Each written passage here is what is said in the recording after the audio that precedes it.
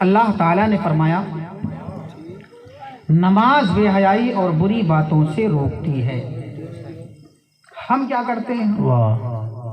پہلے ہم اپنی زندگی دیکھیں، اپنا عمل دیکھیں، اپنا کردار دیکھیں۔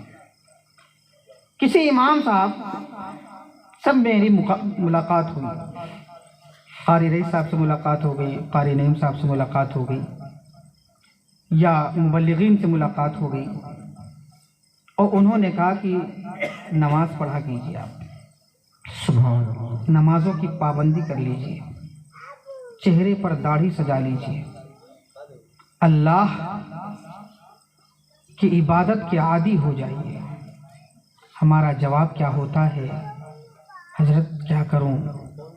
پرسپور کے چوراہے پر ہماری ایک بڑی سی دکان ہے، اس دکان میں جب تک جھوٹ نہیں بولتے ہیں تب تک ہم 10 پیسہ کما نہیں سکتے۔ دن بھر جھوٹ بولنے کی عادت ہے تو حضرت کیا نماز؟ سود خوری اور سود کا کاروبار اور بزنس ہے تو کیا نماز؟ دن بھر عیاری مکاری کی عادت ہے تو کیا نماز پڑھیں؟ بدنگاہی اور بد کرداری کی عادت ہے تو کیا نماز پڑھیں؟ دن رات غیبت، چغلی، حرام خوری، حرام کاری میں وقت گزرتا ہے تو کیا نماز پڑھیں؟ یہ سارے بہانے ہم کرتے رہتے ہیں، اور کیا کہتے ہیں جب جھوٹ چھوڑ دیں گے تب نماز پڑھیں گے، جب چوری عیاری مکاری چھوڑ دیں گے تب نماز پڑھیں گے، جب بدماشی عیاشی چھوڑ دیں گے تب نماز پڑھیں گے، جب تمام گناہوں سے توبہ کر لیں گے تب نماز پڑھیں گے۔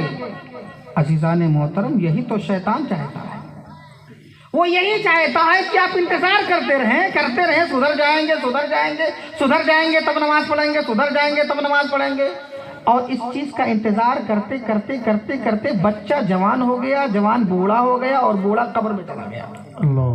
یہ موقع ہی نہیں میسر آیا، اس لیے کہ سارے گناہوں سے ایک ساتھ توبہ کر کے شریف بن جائے، یہ موقع ہی میسر نہیں آیا۔ اللہ فرماتا ہے پہلے نماز پڑھ، چوری انشاءاللہ چھوٹ جائے گی، نماز پڑھ، ڈکیتی کی عادت ختم ہو جائے گی، نماز پڑھ، جھوٹ بولنے کی عادت دور ہو جائے گی، نماز پڑھ، بدنگاہی، بدکرداری، شراب نوشی، عیاشی، مکاری کی عادت ختم ہو جائے گی۔ انشاءاللہ نماز کی برکت سے آپ دھیرے دھیرے دھیرے دھیرے گناہوں سے پاکیزہ اور منزہ اور آزاد ہو جائیں گے۔ پہلے نماز کے عادی ہو جاؤ، یہ بہانے نہ بناؤ کہ ہمارے اندر یہ کمی ہے، وہ کمی ہے، وہ کمی ہے۔ نماز کے قریب آ جاؤ، اللہ کے گھر کے قریب آ جاؤ، مسجدوں کے قریب ہو جاؤ، رب کی بارگاہ میں سجدوں کی عادی ہو جاؤ، شریعت پر عمل کرنے کی عادی ہو جاؤ، انشاءاللہ یہ عادت تمام بری عادتوں سے آپ کو دور کر دے گی، تمام بری باتوں سے آپ کو دور کر دے گی۔ بات سمجھے آپ؟ آؤ دیکھو، چونکہ وقت میرے پاس بہت کم ہے، اس لیے میں بس شارٹ میں باتیں کروں گا آپ سے۔ ایک واقعہ میں آپ کے سامنے پیش کرتا ہوں۔ کسی گاؤں، کسی علاقے میں چند چوروں نے ایک گھر پر حملہ کیا، چوری کر لیا سارا کا سارا مال، گٹری اکٹھا کر لیا۔ ابھی لے کے چلنے کا ارادہ تھا، تب تک لے کے چلنے کا جیسے ہی ارادہ تھا تب تک گھر والا جاگ گیا، شور مچا دیا، پوری گلی کے لوگ جاگ گئے، چوروں کو دوڑا لیا گیا، آگے آگے چور، پیچھے پیچھے گاؤں والے، آگے آگے چور، پیچھے پیچھے گھر والے۔ عزیزان محترم، اب پیچھے پیچھے سے دوڑائے چلے جا رہے ہیں، سامنے ایک گلی آئی، وہ چور کسی گلی میں چھپ جاتے، گلی میں چھپ کر کے ایک مسجد تھی، مسجد کے اندر داخل ہو گئے۔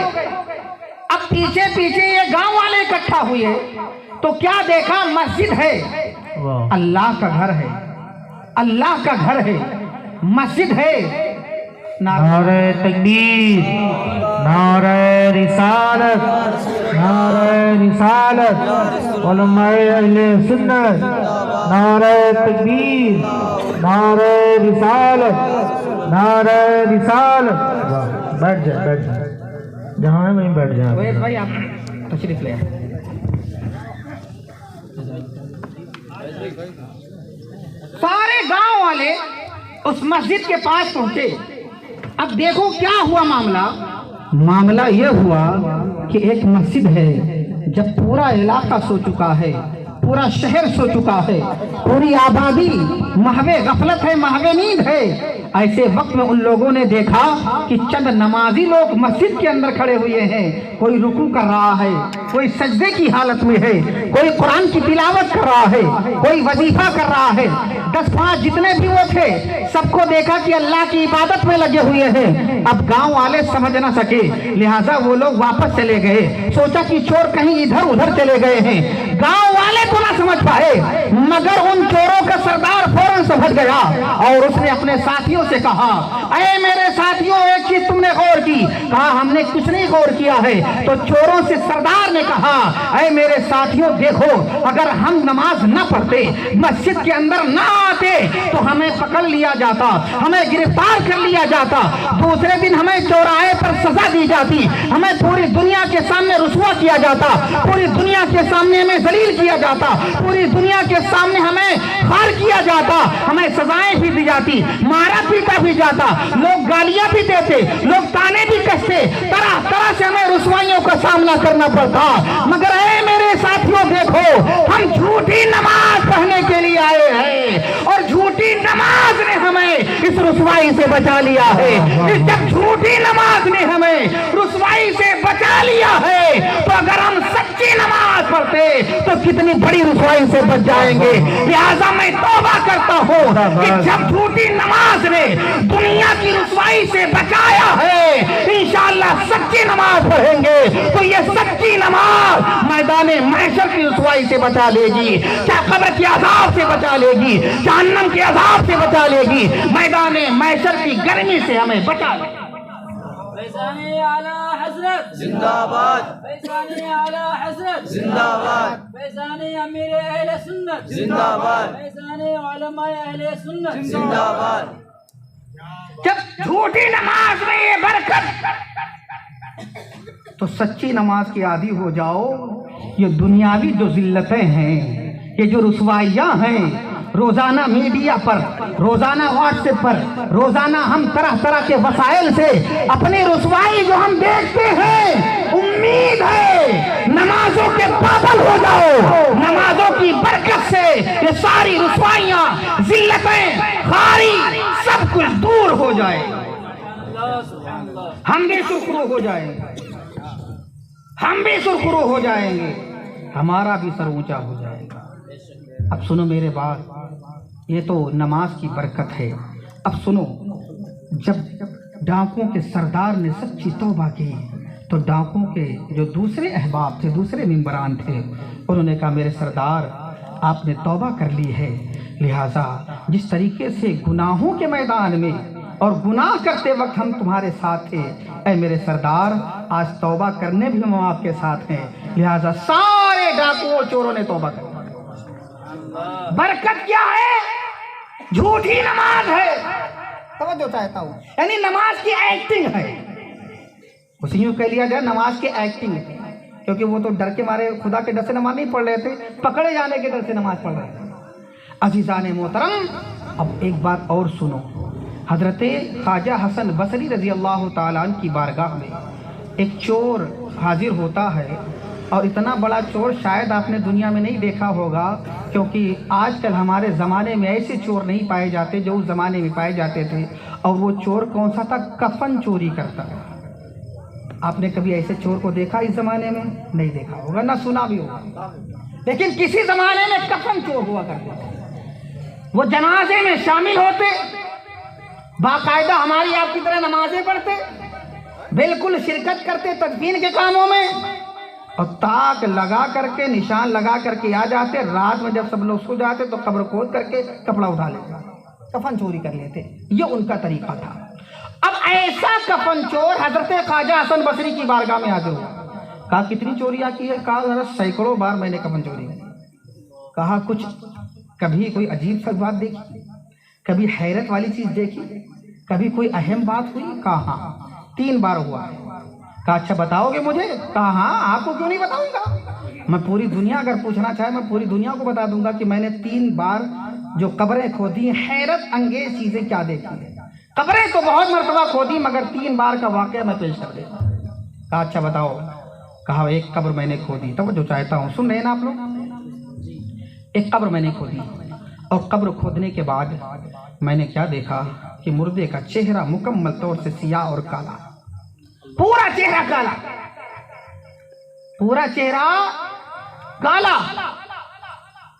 यही नहीं, पैरों में आग की बेड़ियां, हाथों में गले में आग का तोक,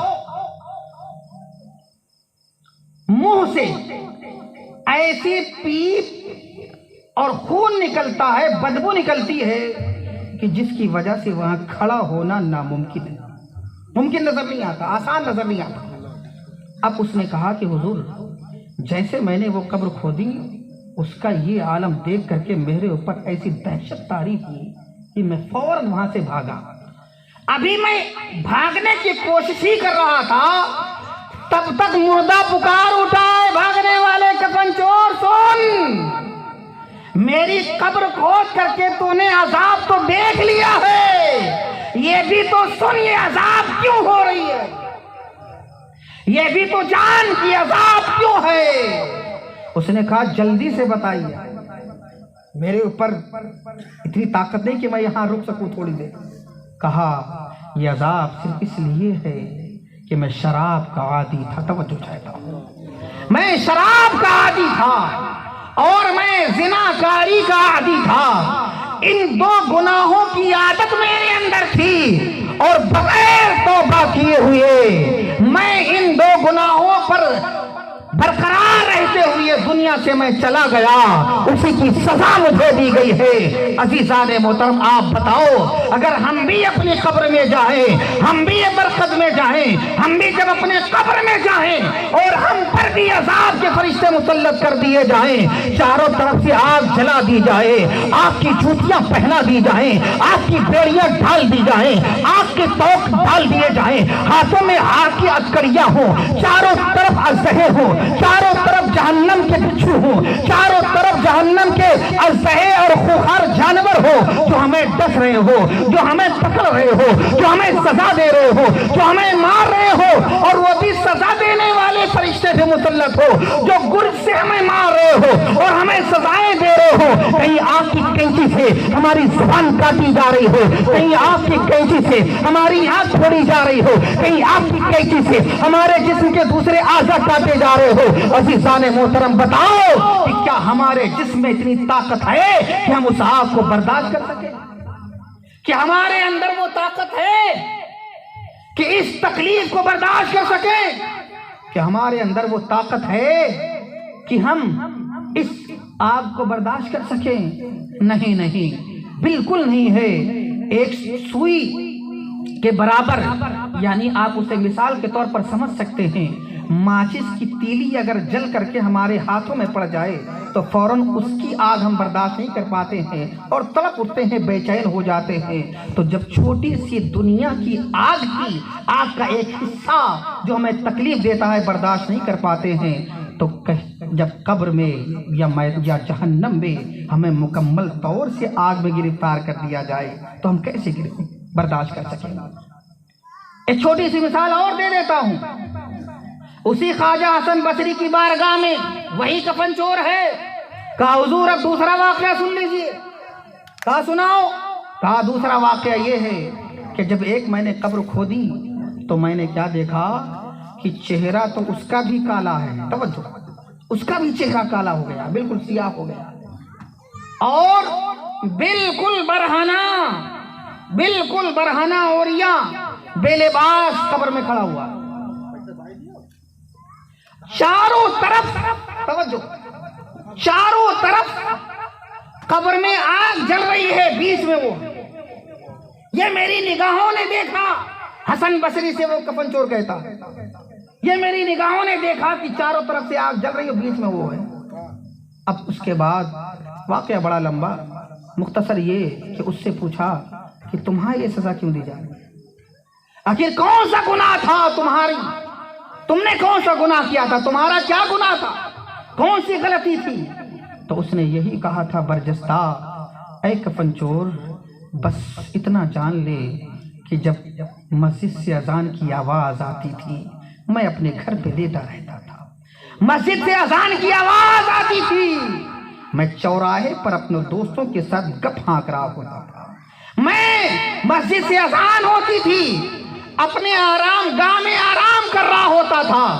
اذان ہوتی تھی سنتا تھا مگر اذان کی طرف، نماز کی طرف توجہ نہیں ہوتی تھی۔ اذان ہوتی تھی مگر میں اپنے دوستوں کے ساتھ گناہوں میں ملوث رہتا تھا۔ اذان ہوتی تھی میں پوری رات بلکہ صبح تک کبھی کبھی موبائل میں گندے مناظر میں مست رہتا تھا، اور اذان اور نماز کی طرف کوئی توجہ نہ ہوتی تھی۔ اذان ہوتی تھی میں ناجائز تعلقات سے گفتگو کر رہا ہوتا تھا۔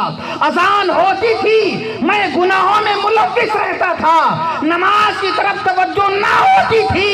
اب کفن چور کہتا ہے حضرت حسن بصری، میں نماز نہیں پڑھتا تھا اس لیے مجھے قبر میں عذاب میں مبتلا کر دیا گیا۔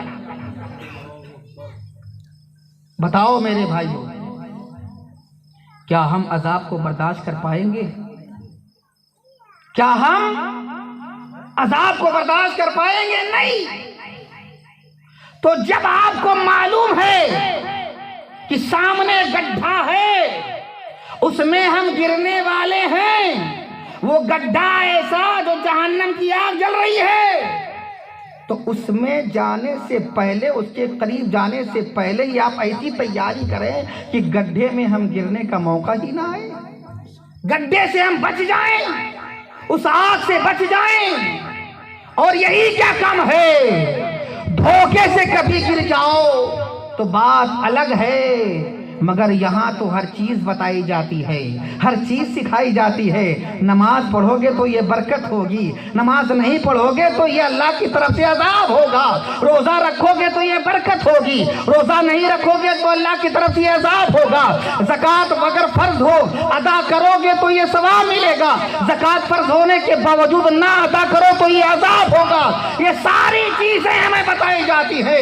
پرسپور کے تمام ائمہ، تمام حفاظ، تمام قراء کو بتاتے ہیں، اور جو یہ نہ بتا سکیں یا جو یہ بھول جائیں یا اپنی بھرپور کوشش کے باوجود جو حصہ رہ جاتا ہے اس حصے کو کرنیل گنج سے آ کر کے ہمارے مبلغین پوری کر دیتے ہیں۔ یہ سمجھانے والے، یہ بتانے والے، یہ سکھانے والے، یہ راستہ دکھانے والے، یہ ہماری رہبری کرنے والے، یہ ہماری پیشوائی کرنے والے، یہ ہماری نگرانی کرنے والے، ہمیں سچی راہ بتانے والے، دین کی راہ سکھانے والے، گھر گھر، ڈور ٹو ڈور، در در، دروازے پر، دکان دکان، مکان مکان، مسجد مسجد، ہر جگہ جا کر کے ہمیں سکھاتے ہیں۔ کون ہے جو آج سے وعدہ کرتا ہے کہ انشاءاللہ جو سکھایا جائے گا سیکھیں گے بھی انشاءاللہ اس پر عمل۔ نعرہ تکبیر،